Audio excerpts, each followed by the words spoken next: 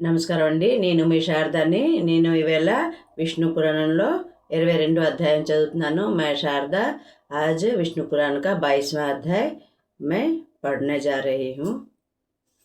भगवान विष्णु के रूप में सृष्टि उत्पत्ति एवं जगत व्यवस्था का वर्णन।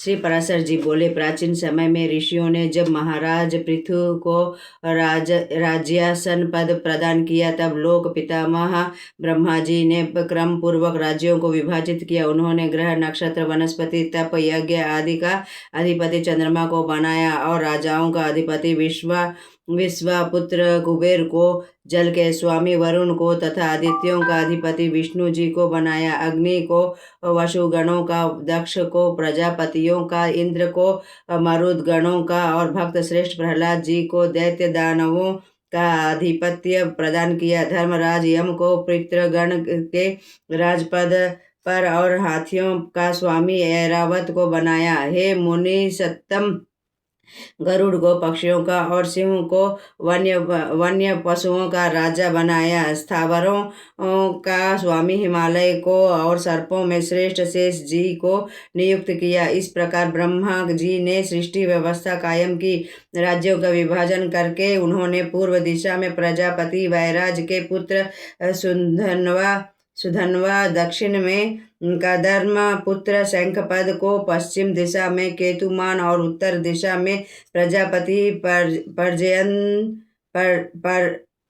पर्जन्य के पुत्र हिरण्य रोमा को दिग्पाल के पद पर अभिषिक्त किया।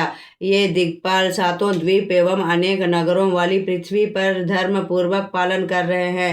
हे मुनिश्रेष्ठ, विश्व के पालन में प्रवृत्ति सभी राजागण भगवान विष्णु के अंश हैं, अर्थात देवताओं के देवता, योगियों के योगी, सर्वभूतेश्वर श्री हरि को छोड़कर अन्य किसी में पालन करें की क्षमता नहीं है। रजः और सत्व आदि गुणों से युक्त होकर प्रभु श्री हरि समयानुसार रचना, पालन एवं संहार करते हैं। अपने 4 अंशों में एक से ब्रह्मा का रूप धारण करते हैं, दूसरे से मरीचि प्रजापति, तीसरे से काल और चौथे अंश से समस्त जीवों के रूप में विराजते हैं। रजोगुण से सृष्टि, सत्वगुण से स्थिति अर्थात पालन और तमोगुण से रुद्र रूप धारण करके सृष्टि का प्रलय करते हैं। हे मैत्रेय जी, सृष्टि के आरंभ काल में ब्रह्मा जी रचना करते हैं। मारीचि आदि प्रजापति संतानोत्पत्ति द्वारा प्राणियों की वृद्धि करते हैं। अंत काल में श्री जनार्दन के रौद्र रूप में समस्त सृष्टि लय हो जाती है। हे मैत्रेय जी, परमात्मा का स्वरूप ज्ञानमय, व्यापक, स्वसंवेद और अनुपम एवं 4 प्रकार का है। तब मैत्रेय जी बोले, हे भगवान, हे महामुनि, प्रभु के परम पद को अपने 4 प्रकार का कहा, कृपा करके मुझे विस्तार पूर्वक बतलाइए।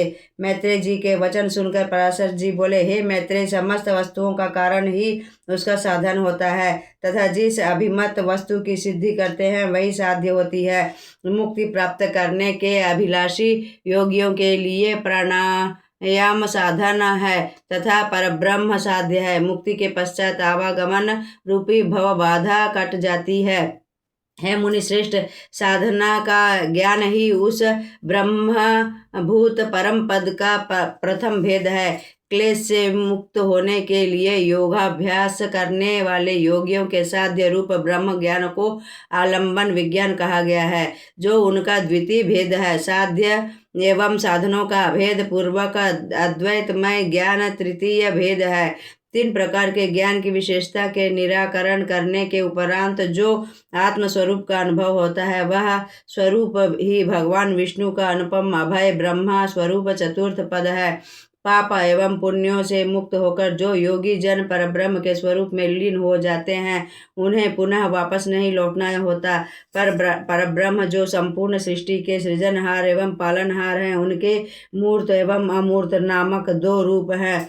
वे ही क्षर एवं अक्षर रूप में समस्त जीवों में विद्यमान है। हे मैत्रेय जी, उनसे श्री न्यून, दक्ष आदि प्रजापति, तदंतर मनुष्य, पशु, पक्षी एवं अन्य जीवधारी प्राणी हैं। वृक्ष, लताएं आदि जीवधारियों से भी न्यून है। हे द्विज सत्यम सत्य स्वरूप सर्वशक्तिमय भगवान विष्णु ही ब्रह्म के परम रूप एवं मूर्त रूप है।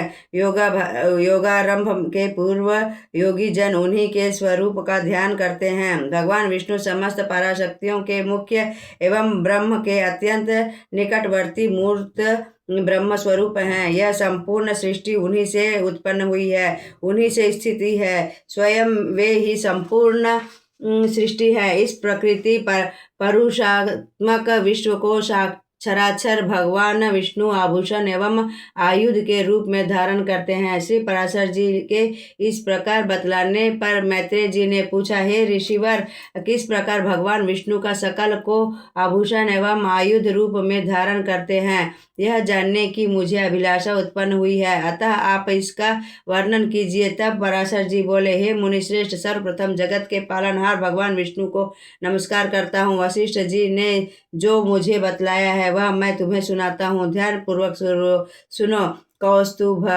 कौस्तुभमणि स्वरूप में भगवान श्री नारायण श्री विष्णु जी सकल संसार को धारण किए हैं और श्री वत्स रूप में आश्रय प्रदान किए हैं। बुद्धि को गदा स्वरूप तथा भूतों के कारण तामस अहंकार को शंख एवं इंद्रियों के कारण राजस अहंकार को शांग धनुष के रूप में धारण करते हैं। श्री भगवान के कमलवत हाथ में चक्र स्वरूप चंचल मन और अहंकार है। वैजयंती माला का स्वरूप मुक्ता माणिक्य मरकत इंद्रनील और हीरक मई पंचभूतों तथा पंच तन्मात्राओं का समन्वय है। ज्ञान और कर्मेंद्रियां उनके तेजोमयी वाण हैं। हे मैत्रेय जी, भगवान का खड्ग अविद्यामयी कोश से ढका विद्यामय ज्ञान है। वे रूप रहित होकर भी अपने मायामयी रूप से समस्त अस्त्रों एवं भूषण को धारण करके जगत का कल्याण करते हैं। हे मुनिवर, भूरलोक स्वरलोक महालोक जरलोक तपलोक एवं सत्यलोक, इन 7 लोकों के सर्वव्यापक भगवान विष्णु हैं। समस्त विद्याओं के आश्रय हैं। ऋग्वेद यजुर्वेद सामवेद और अर्थवेद इतिहास का समस्त वेदांग धर्मशास्त्र आदि भगवान के शरीर में निहित है। अतः मूर्त और अमूर्त रूप सब उन्हीं को जानो, उनसे भिन्न कुछ भी नहीं है। हे मैत्रेय, जो प्राणी अपने किए हुए समस्त पापों से मुक्त होने की इच्छा रखता है वह इस पुराण की कथा का श्रवण अवश्य करे, क्योंकि जितना पुण्य कार्तिक महीने में पुष्कर क्षेत्र में स्नान करने से होता है उससे अधिक पुण्य फल की प्राप्ति इस पुराण की कथा श्रवण करने से होती है। प्रथम अंश समाप्त। मैं शारदा, मेरा विष्णु पुराण का प्रथम अंश समाप्त हो गया।